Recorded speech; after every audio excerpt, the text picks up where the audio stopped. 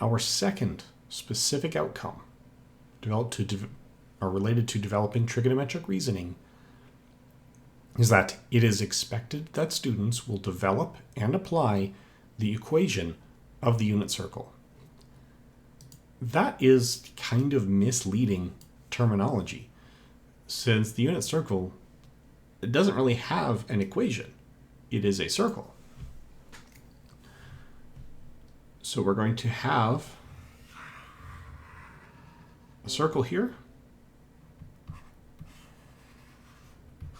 Please forgive the crudity of this diagram. I didn't have time to paint it or draw it to scale. And we're going to have some very specific angles.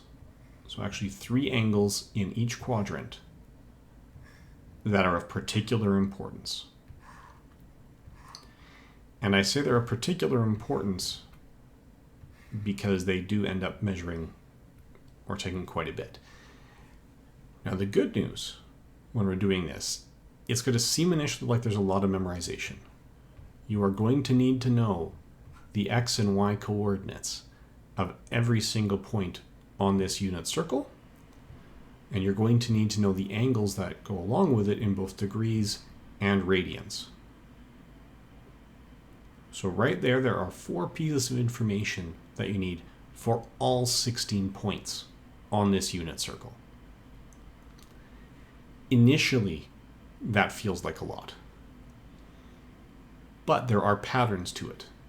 These angles fall in at multiples of 30 degrees and at multiples of 45 degrees. And each of these will have its own pattern. The 30-degree angle is there because if you have a right triangle that has a 30-degree angle in here, whatever the radius is, this opposite side, had I been a good enough artist to draw it to scale, would have had a height of half that radius. The unit circle is called a unit because it has a radius of 1, which means if I draw our triangle a little more precisely,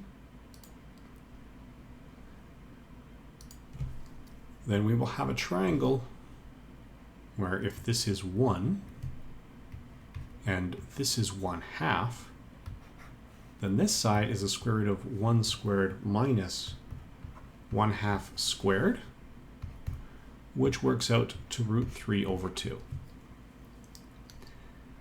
So that is the triangle we have when this angle is 30 and this is a right angle.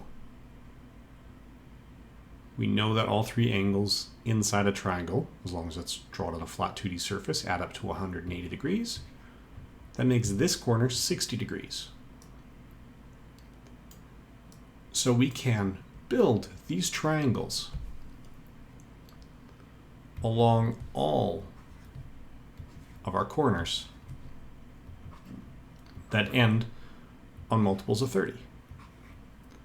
So that's the 30, the 60, the 120, the 180, the 150, 180 would be here, 210, 240, 330, and 360.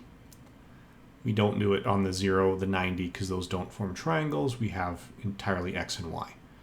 So building that triangle here would mean having that half side there. Over here, it means that half side length is up here. So we have our root 3 over 2 on this side and our root 3 over 2 in the height here. So all of these corners are going to be some combination of root 3 over 2 and 1/2 with some combination of signs, either positive or negative. So that's a root 3 over 2. That's a 1/2. That's what goes here. So at each corner, we end up with a different combination. Negative x on the left, negative y on the bottom. So if need be, you memorize just the very first point, and then you can get all these circle points derived from it. Similarly, the ones that cross the axes are going to be 0 and 1 in some combination. This will be 0 and -1. So there are some shortcuts here. The only ones that we have left to work on then are the 45-degree angles. So the 45, the 135, the 225, and the 315. Those are also fairly straightforward with a precise diagram. So in this diagram, if we have a 45-degree angle down here and a right angle here, having the sum of all three angles add up to 180 degrees means we also have a 45-degree angle here. Our unit circle says the hypotenuse, so the radius, is always 1. So again, we could break it down with the Pythagorean theorem. At first, we've got a minor concern because it looks like we have two equations, or two unknowns, but only one equation.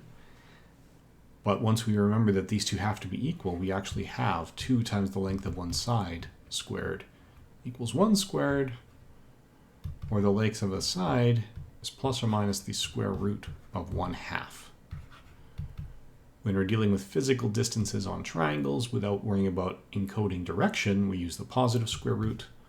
So that is 1 over root 2 or root 2 over 2, depending on whether or not your teacher expects you to rationalize your denominators. But that gives us the coordinates, or the lengths of these sides. So if we go all the way back to our unit circle up here, that is how we fill in the rest of these. So we have root 2 over 2 on both x and y. Here it's negative x, positive y, negative x and negative y, positive x, negative y. That will fill in our unit circle. And these are points you are going to need to know as the course progresses.